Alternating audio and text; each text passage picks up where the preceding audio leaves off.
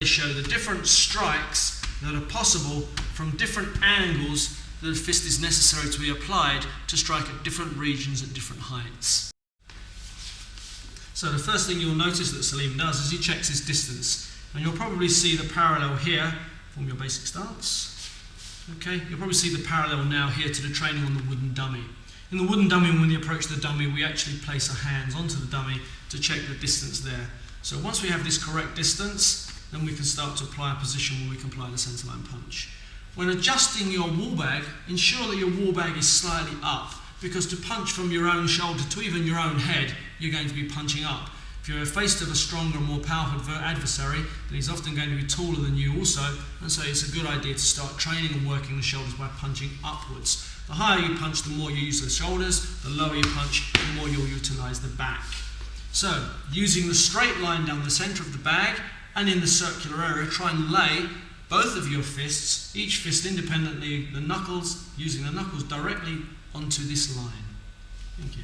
So first of all, just lay the fist nice and flat and heavy into the bag. Try to make no impact and try to make no withdrawal of the hand whatsoever. No weight, no strength at all, just laying the weight gradually heavier into the bag. Okay, if you can proceed.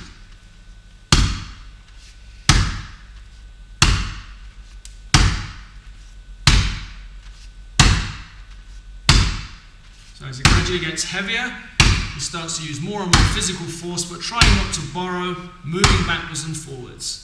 So we're training in the bag, ensure that you don't rock up and down, and you don't move backwards and forwards, borrowing too much from the body. So laying heavily into the bag, driving the knuckles in.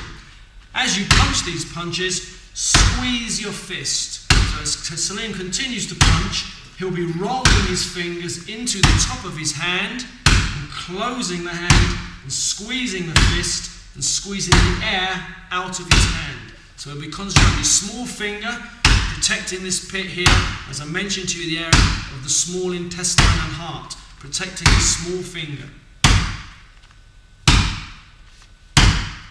Okay, so once you've done this basic idea, then you start to increase the speed of acceleration. Try not to borrow too heavily from the body still, but accelerate sharply into the bag. So from where your hand lies, strike forward. Ensure that you don't borrow, you don't draw the hand back, you give no indication that the punch is on its way forward. Again, not taking the hand off the bag too quickly. Okay, and as you can see, the wrist starts to roll, and Salim will have to work to strengthen the wrist and forearm to stop this roll of the wrist. As the punch goes in, the fist and wrist are absolutely solid.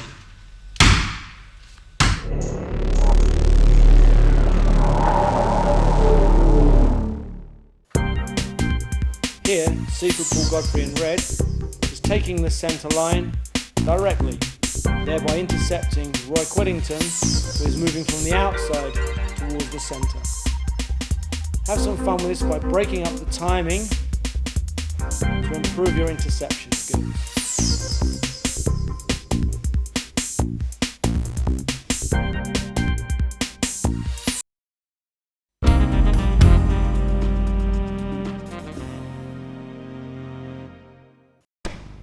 So here you can see the punches on the inside gate because of the way the guard hand is being used. With punches to the midsection, the hand is angled at 45 degrees in order to keep the elbow close to the body. So from this movement, we're going to shift to the outside gate punching now, using larp sao.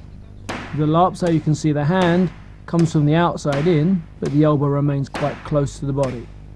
More clearly demonstrated with gan sao, where the movement moves from the low-handed position up and around to punch from the outside. This is to prevent you being jammed. On the inside gate turning punch, you can see the body shifting quite clearly into the technique, so the hip and shoulders moving in.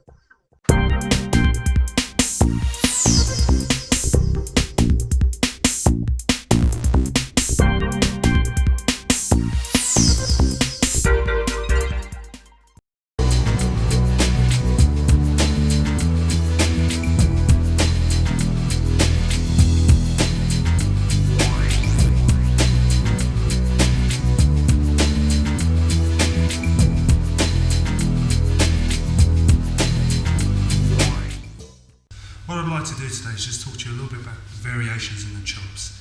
The actual application and the emphasis in using the wrist and using the elbow. So first of all, we'll start with the conventional chop. There's two ways to apply this. There's using the elbow, emphasising, and actually hitting heavy. When you hit heavy, you leave your hand forward for a split second to allow some weight transference. The other variation is as you strike, is to use the wrist. So by emphasising the wrist when you strike, you press forward and you turn the wrist out. So you strike, you turn the wrist out, you strike, you turn the wrist out, strike, turn the wrist out. The difference is when you strike with a heavy strike, you're hitting in and you get a longer weight transference. With the wrist, you're getting a straighter strike and it drives into the bag. And you'll feel that. You'll feel the pressure and you'll feel yourself being pushed off. So, striking in, pivoting on the elbow, making sure that your elbow's up, pivoting in, and of course always moving that rear guard hand. So strike, strike, strike. So you hit. Variation, wrist, wrist, wrist, wrist, wrist. Again, the same thing can be applied with a downward strike. Pivoting on the elbow, again, if you watch, downwards, downwards, downwards. You see there's a slight pause on that. I'm holding it for a split second, relaxing off. And again with the wrist, which is complete opposite. So wrist, wrist, wrist, wrist, wrist. Variation, strike, strike, strike.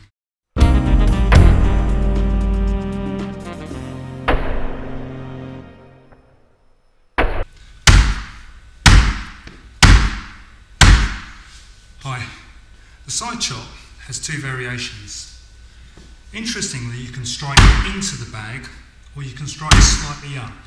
The idea being when striking the neck, you strike in or slightly up into the carotid artery. So when training on the bag, one of the things you should look to do is to strike in, trying to keep your hand as flat as possible, making sure that you actually strike with the edge. Striking in, following the line of the bag. Your arms are going up, you actually need to protect your rib cage and your armpit because it's quite open for someone to come up. So as you chop, you're protecting. As you strike, your guard drops. As you strike, your guard drops. So one of the things you should really consider at this point is what you actually do with your body weight in other words. So if you can imagine putting it to good use, as you strike, you drop. As you strike, you drop and you can chop. So if you can imagine what you're actually doing is you're pinning someone's arms down, you're holding them down. So the strike comes in, you pin down, at the same time you chop, you chop, you chop, you chop, and you chop. And what you're doing is keeping that person down. The variation of that is to drop, chop, chop, chop, and then go up, go up, go up. So you can actually change to side chops or even outside palm strikes where you're going with the heel, striking with the heel of the hand.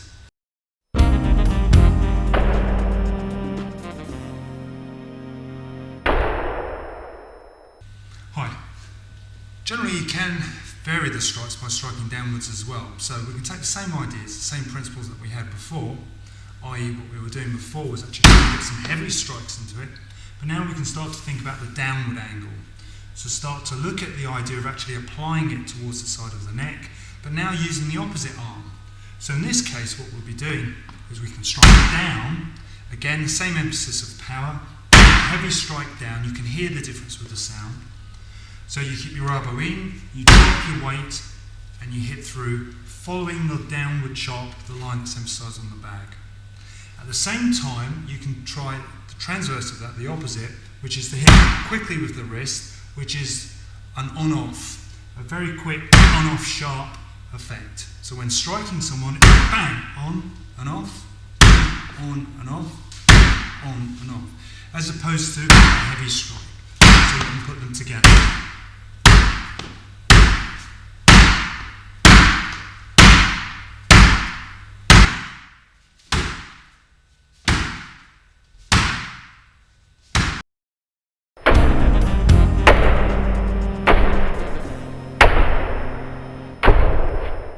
One of the things we have found at our full-time school in Barnet is that most students are unaware that you can actually put this together in combinations.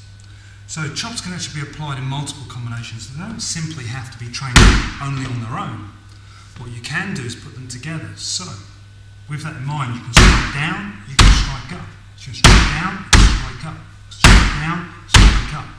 You can even strike downwards with a conventional chop, along the downward line, and then follow it with the heavy strike we were doing earlier. So you've got the same idea, two angles, strike down, down, down, down.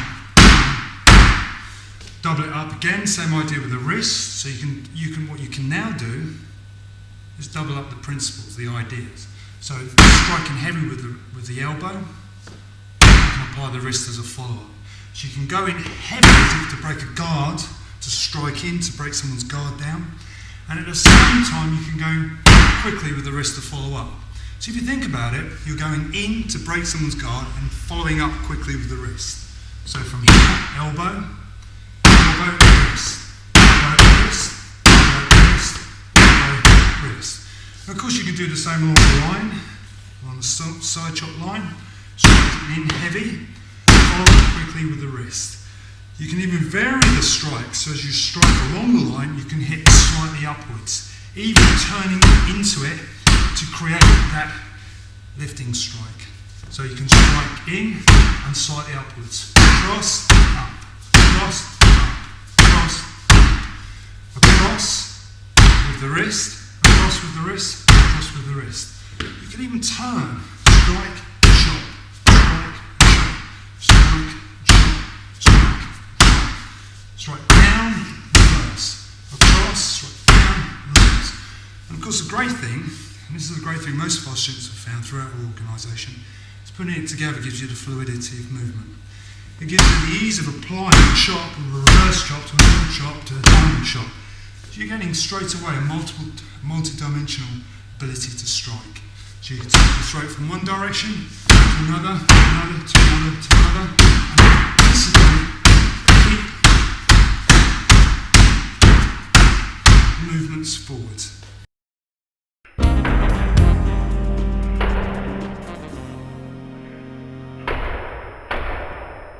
What I want to do is take you through to the side punch. Now the side punch is simply a variation of the chop.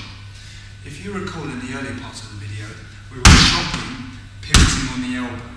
The main difference here is that the side punch is basically the same, except you're actually striking with the three knuckles and you're hitting the bag, obviously to the designated spots on the bag. And one of the things you need to take account of at this point of training is don't hit the bag as hard as you can. Slowly rest your knuckles into the bag. So you turn the knuckles in and you rest them. So what you're doing is conditioning the skin and the knuckles, slowly desensitizing the area. So you can increase the speed and the strike as you move on.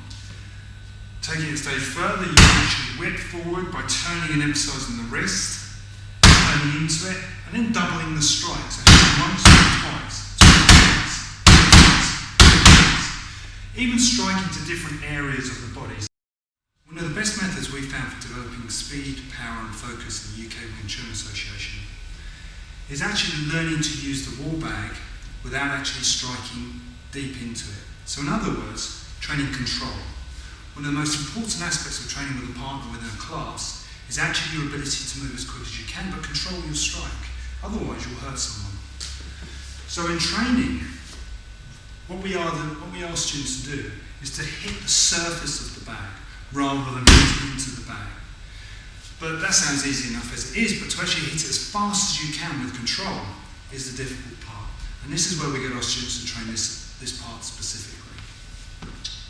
So from this section of the bag, what I'd like you to do is hit into the bag, and rather than hitting as I've just done normally, I want you to hit it as fast as you can, but literally just touch the surface. So you'll hear the difference in the sound. Here, you'll hear a tap, a tap.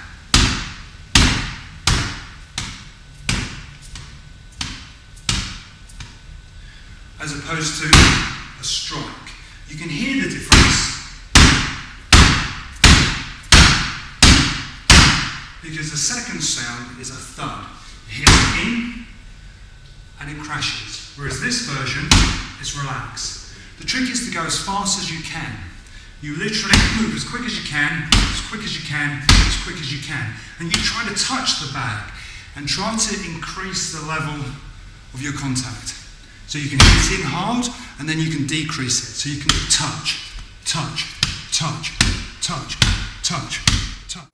When applying a side punch, which is a derivative of the side chop from the form, what we find is that a lot of students understand the basic concept that it just moves from the elbow. So from here, you just punch out from the elbow and back, from the elbow and back. So a very simple idea. Guard can go wherever it needs to be. It can go here, here, even low. Imagine someone's coming in low and punch over the top. But its best effect, the side punch, is delivered from a low hand and a slightly higher elbow. So what you want to do is you want to whip the technique out, and that way you'll find you get more weight behind the technique. If a punch can be delivered like this with a certain amount of power, then moving more of the body behind the technique adds to the power. In Wing Chun we have economy of motion, but you are allowed to move a lot. There's no reason why that can't be the case. It takes more strength to move faster, you have to be more explosive, it takes more impetus of energy. So when you're delivering a side punch, there's nothing wrong with stepping into the technique. You may need to, the person may have some reactions. Secondly, when you're delivering the technique, if you can throw the same amount of power and utilize your hips and your shoulders and your back behind the punch, and it all facilitates to gaining power behind the technique, then that is not incorrect. You're adding to the power of your technique. What would be a problem is if you drew the hand back before you punch forward, because you're unlikely to hit the target. If you punch with too much power and allow the hand to swing past you, the recovery of the technique is too slow, and therefore that again would become a problem. So at the end of the day, when you're delivering a side punch, let the technique go, experiment with it, punch it to different heights, but particularly work it from the elbow being slightly lower than the hand, and facilitate the technique and use it almost like a lot of boxers use their guard now in this particular position. They don't stand with the hands always tied like so they can disguise this low hand into hook. This low hand can become a straight punch, and they can cross over the top very, very simply as well.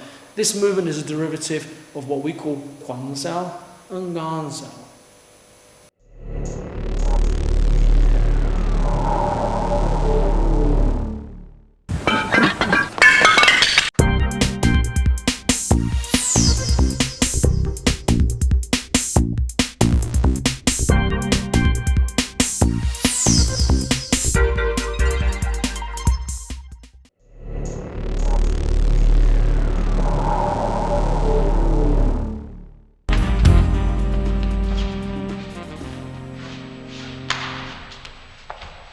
So the neck is cylindrical. So looking at the actual application, taking the application from the bag and actually applying it to the throat. In thinking about what we were doing earlier, the chop, the inverted chop that we're actually applying when we were striking upwards, in this case when we actually strike the neck into the carotid artery, into the vagus nerve area, you're striking up. So you go up into the neck, as opposed to going sideways. And that might be quite handy when someone shifts their angle and they turn slightly, rather than trying to complete that angle where you're going across and side, following the side chop line. It may be more practical to hit upwards, because in doing so, it actually follows the natural contour of the jawline and the face. Adding to that, if you think about the actual angle that my partner's turned and covered, the downward chop works as an excellent application to following that line. Again, keeping your elbow, pivoting on the elbow and striking down with a heavy strike. That idea again works perfectly if someone bridges, they get their hands up to protect themselves. So if you can imagine I'm punching forwards. As I punch forward, my partner bridges. So from here, one, I can then chop downwards, taking the arm. The idea being at this stage, one, that as I strike, I bend my knees, exactly what we were emphasising on the bag. And as I bend my knees, I put the emphasis of the power, bang, into the chop in a downward direction. Thinking about the ideas thinking about the application of some of the ideas we were applying earlier, that is where the second chop comes through. But if you notice, now what I'm doing, bang, is using the wrist very, very quickly, and a sharp indentation just behind the ear. So taking the idea a bit further, as you strike in, bridging, you can pull the neck down and strike to the occipital ridge with the base of the hand. So again, we're striking with the edge of the hand and striking into the base of the cranium to the occipital ridge with the heel of the hand. Now the great thing about that, if you think about the application of it, someone can actually come in low, and as a bridging low, you can open them up and strike to the top of the head.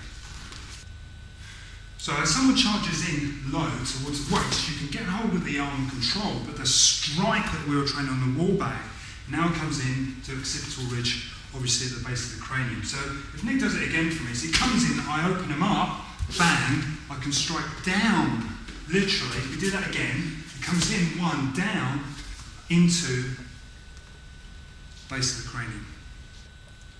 So to apply the wall bag points, or the points we're training on the wall bag, think about what you can do if someone's got a static bridge. His bridge is up, it's well protected, he's covering his jaw. From that position, pull it sharp and go in, very, very quickly pressing the arms down. So you can pull in sharply, trap the arm down, pressing the elbow down. That was the sync we were using earlier. At the same time, chop up, cover down, chop up, cover down, chop up. So consider the dropping action we were thinking about earlier in the wall bag. One of the points we were emphasising on the wall bag training when applying the chop was to actually drop your weight. So looking at that in actual application, if I've got someone up standing in front of me with a static guard hand, i.e. with their arms up in a good posed position, I can move in quite quickly and bring the arms down. At that point I'm covering over, I can chop off. So from this position, one, press down and follow back. That's the most important part. So let's do it again. So one, boom, boom, boom. I can go in multiple chops, pinning down, chopping, pinning down, chopping, pinning down, chopping. If he drops his chin to defend himself, because that's the most natural, obvious thing to do, I can chop slightly upwards, angling the hand. Same to the point we were emphasising earlier on the back, where we were striking and turning the wrist up. But what I'm doing effectively, so if Nick drops his chin to defend himself, okay, as I'm doing one, as he drops his chin to defend himself, I can pry the wrist upwards. So I can push the wrist upwards and pry him open. So if I've gone in, got hold of his arms, pressed them down at that point, and gone in with my multiple chops, consider how he would move again. The most obvious way for him to move is for him to drop and swing around. That's when I can start to occupy the centre line.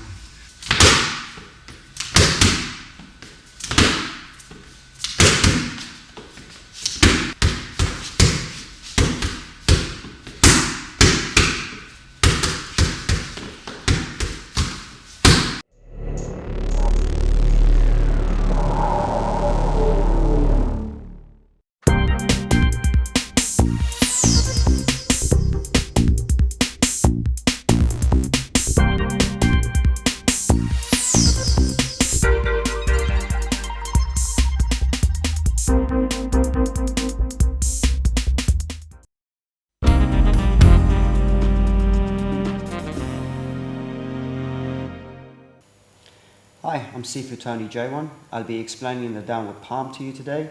It's very similar in application to the bong, also very similar to the elbow strike, except it has a longer reach. What I like about this strike, you can bear your weight down, put in a lot of pressure, a lot of emphasis into your strike. You haven't got to worry about